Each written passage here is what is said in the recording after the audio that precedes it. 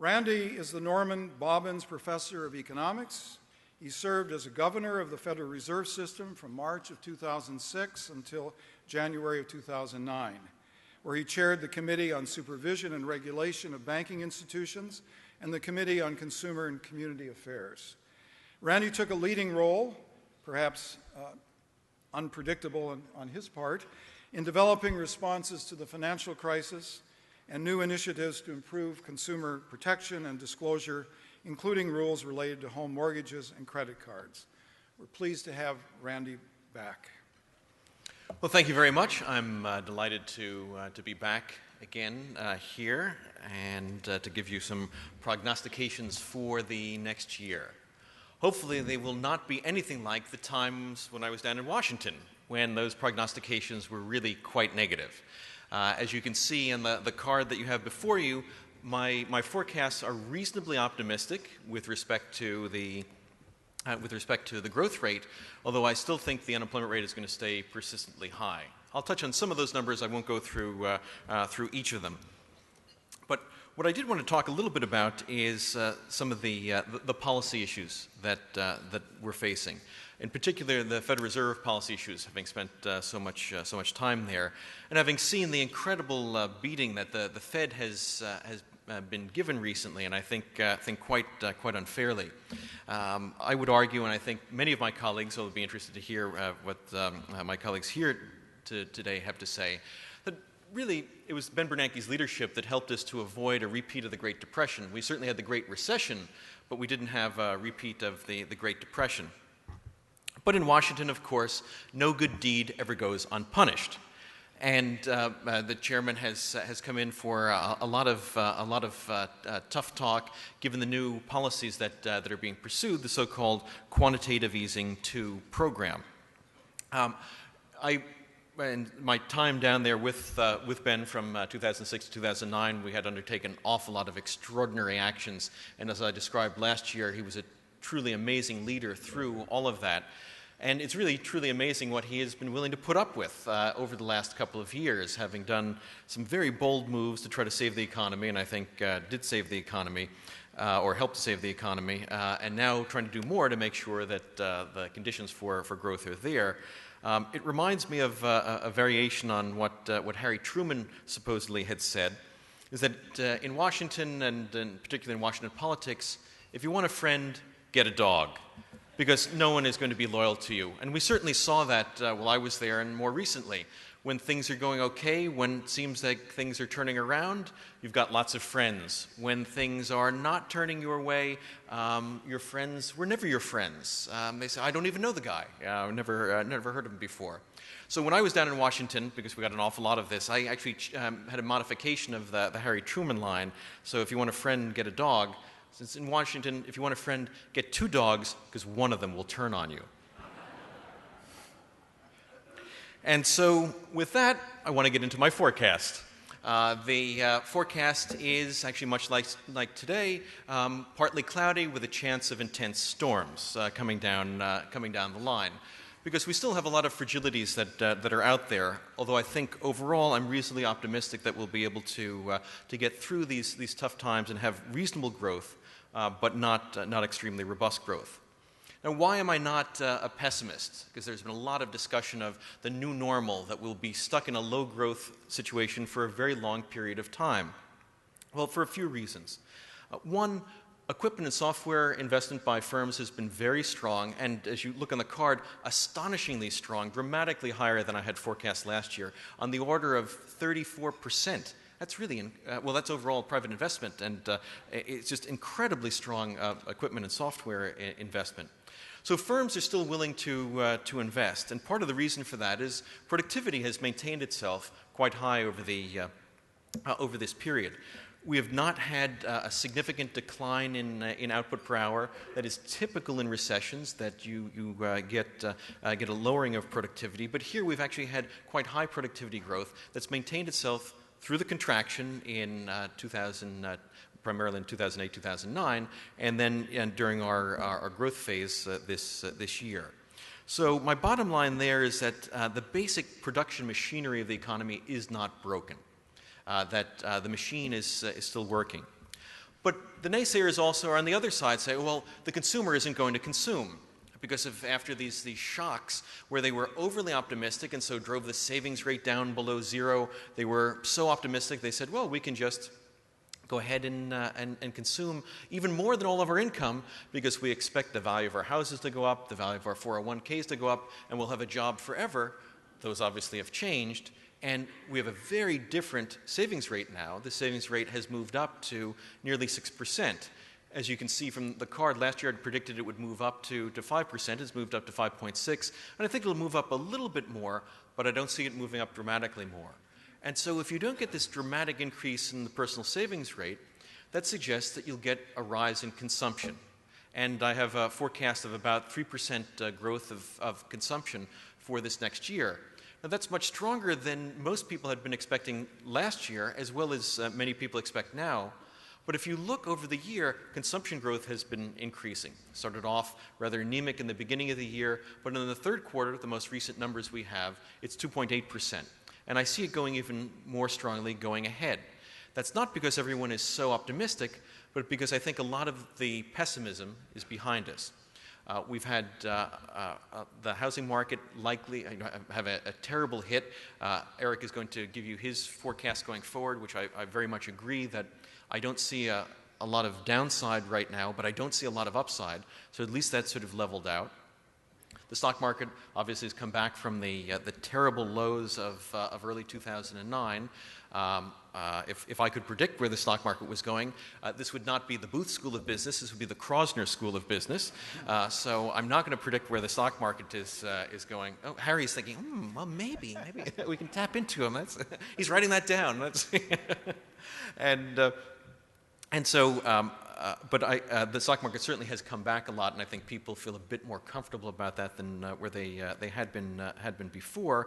And so, if we're not going to see a dramatic rise in the savings rate, consumption growth can be reasonably strong, and I think that is going to help to power a reasonable, but certainly unspectacular recovery over the next year. But unfortunately, I think this is going to be one where we're going to see very little growth in jobs, because there's so many uncertainties that make business really reluctant to hire workers on a permanent basis.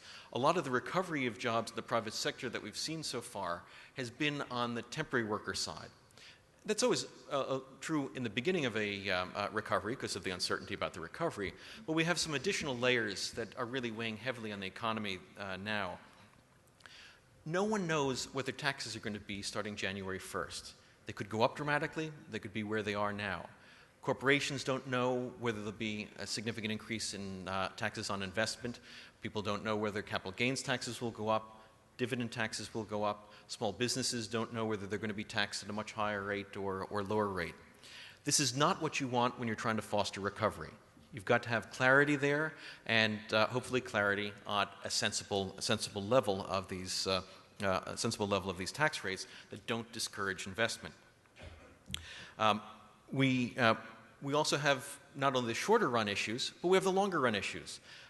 Government spending as a percentage of GDP has moved outside of its 50-year average range to be about 2 percentage points higher than it had been over the previous 50 years, whereas revenues have actually been slightly below where they have been before. So we have these incredible budget gaps. And as you can see from the forecasts, both Mike Moose and I came pretty close to what the deficit looks like for this year. And unfortunately, I'm not expecting much improvement for next year. That's not because I think government spending is going to take off. Quite the contrary. I think now that the Republicans have the control of the House, and that I think a lot of the Obama economic team is in transition in either in terms of the individuals or in terms of their views, they're not going to be pushing for as much spending. The stimulus packages are not going to be passed. That is mostly behind us, and the Republicans are not going to support many spending programs. So I actually think that federal government spending is likely to be flat for next year.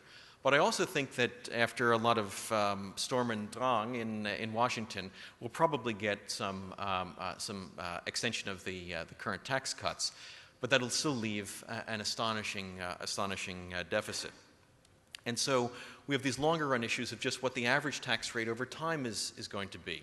which of course also discourages investment, especially longer-term investment in plant and structures, as well as permanent hiring. And the third thing that's specific to hiring is concerns about the costs of health care for workers.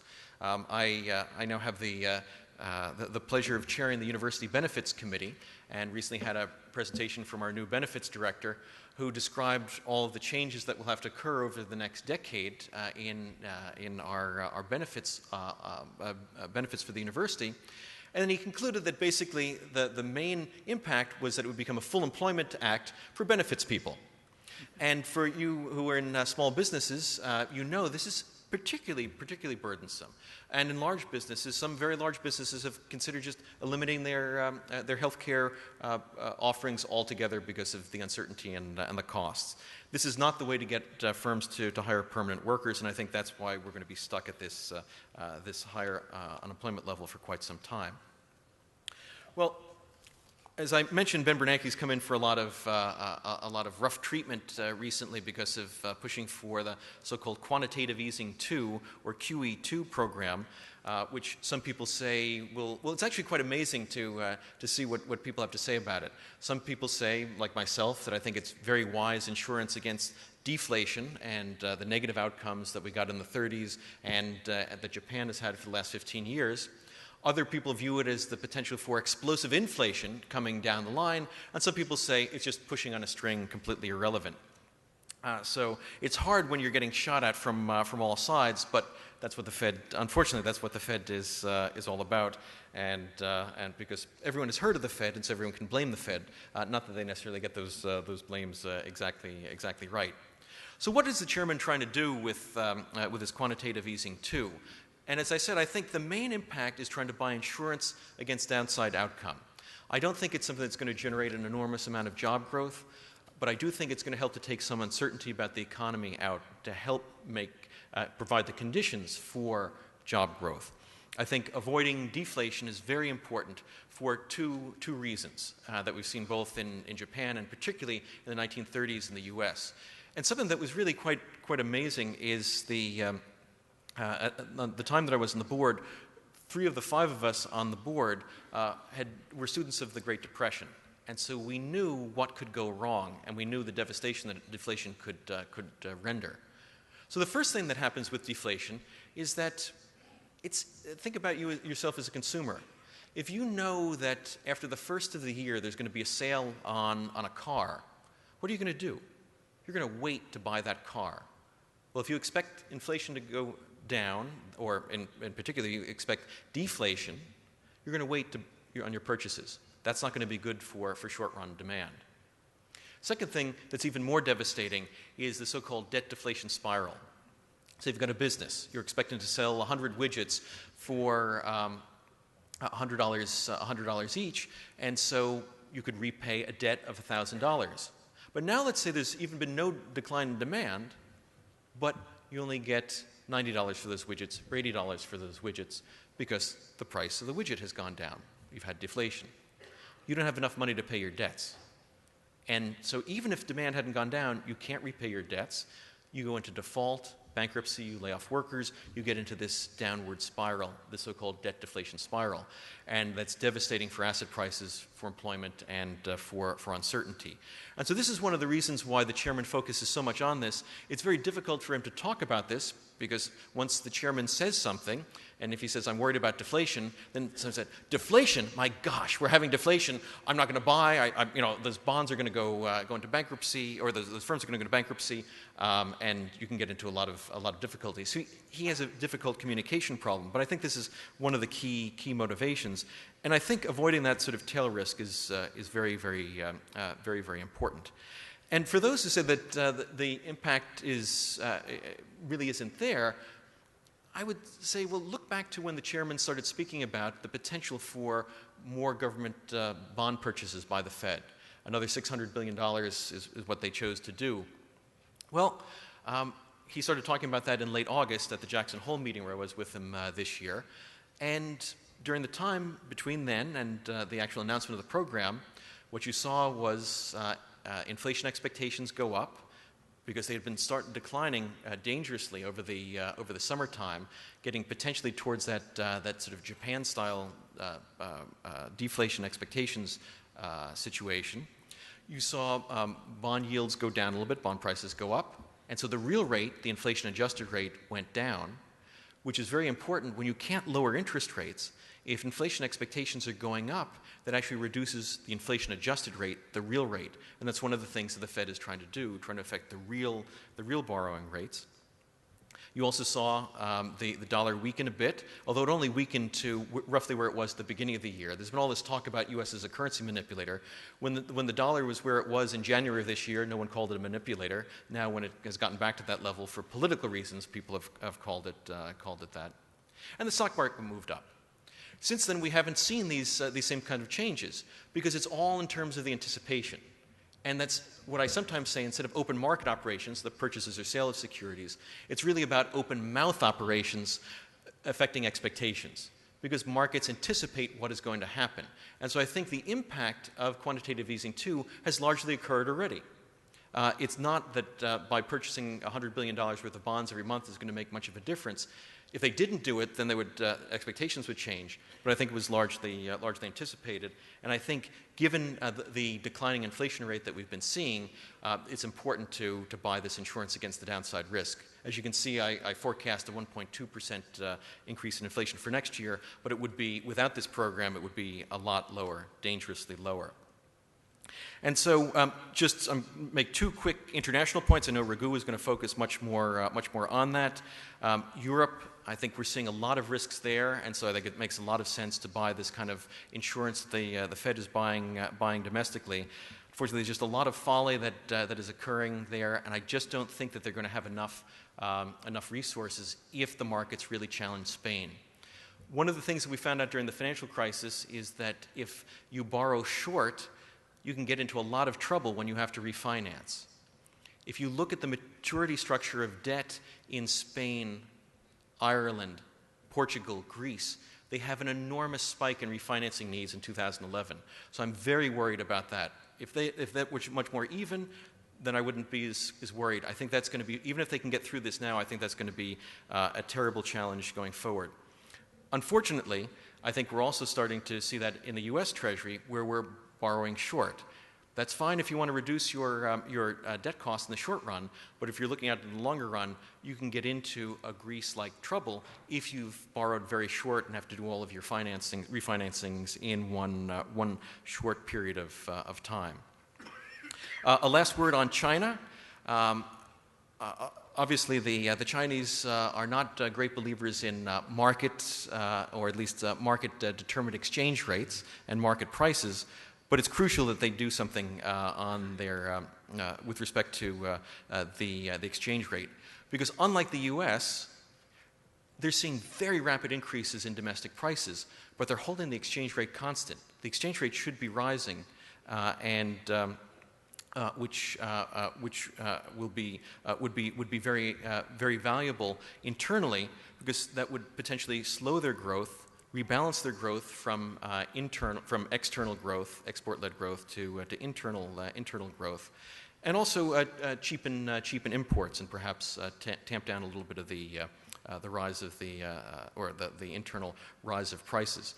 In 2008, because they were facing increasing prices in China, they actually started to allow the exchange rate to move a bit, and so I think they're very soon going to see that it's in their interest to allow the exchange rate to move a little bit more than it has been, but primarily driven by domestic considerations because of the concerns about inflation. Actually, something that people don't remember is that Mao Zedong was a hard money man. It was actually the Kuomintang and the Chiang Kai-shek who created a very high inflation and kind of destroyed the middle class. It was Mao who brought in inflation-indexed accounts and a return to sound money. So there's not always an inconsistency between communism and sound money. But what I want to end with is just a quick note on the politics of these decisions, and I'm going to talk about Washington. But it could be any city, whether it's Beijing, London, or Berlin. But ultimately, this, unfortunately, is the key. That truth is just another special interest and one that is not very well financed. Thank you very much.